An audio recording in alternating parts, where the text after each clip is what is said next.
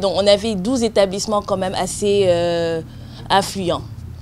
Donc après chaque année, au fur et à mesure qu'on avançait, on a remarqué qu'il y a beaucoup d'autres établissements qui n'étaient pas très connus, qui voulaient participer à Reine des grandes écoles pour faire, je vais dire, plus pour la publicité qu'autre chose. Parce qu'ils se sont dit que oui, vu que nous, notre concours a de l'influence, ça serait bien qu'on voit par exemple d'autres écoles, notre nouvelle école parmi les grandes écoles qui existent déjà pour faire notre publicité.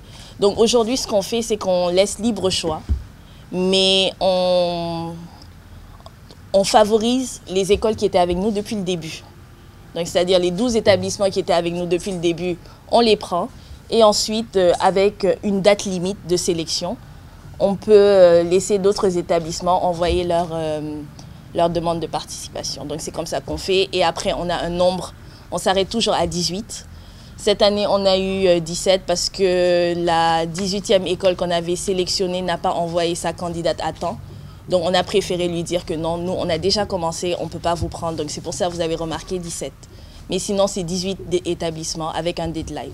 Déjà, nous avons eu à faire une sélection dans toutes les écoles concernées, les 17 écoles que Vanessa a citées tout à l'heure. Et aussi, les reines ont eu à faire des cours avec un coach de développement personnel et de prise de parole. Et pendant ces cours, elles ont eu à apprendre les formes de communication et aussi à apprendre comment avoir confiance en soi et de parler face à un public.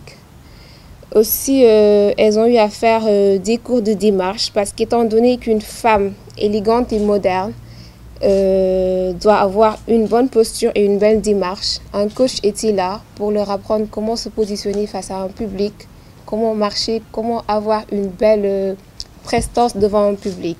Reine des grandes écoles m'a permis d'avoir beaucoup plus confiance en moi. Ce concours m'a permis de pouvoir m'imposer, de savoir que la beauté n'est pas seulement la chose importante chez une femme, mais une femme doit être capable d'être à la fois belle et pouvoir surmonter les obstacles de ce monde.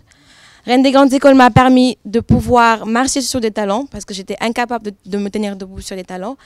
Et vraiment, c'est un concours que je ne regrette pas d'avoir participé. C'est un concours qui m'a permis de me développer personnellement. Et voilà, je conseillerais à toutes mes amies, à toutes mes sœurs de faire ce concours si vraiment elles ont l'occasion de faire le concours. Voilà, et aussi on a eu à faire une demi-finale qui s'est tenue le samedi 22 avril, le samedi passé.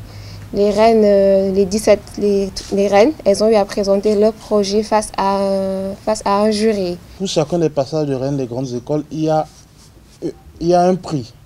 Donc celle qui aura la tenue traditionnelle la plus originale est la reine tradie. Il y a aussi le passage talent. Le passage talent permet aux candidats de révéler le talent qu'elles ont en elles. Par exemple, on a eu, c'est aussi de la culture, hein, on a eu des reines qui ont fait du live, on a eu des reines qui ont fait du djembé, on a eu des reines qui sont venues faire même des arts martiaux.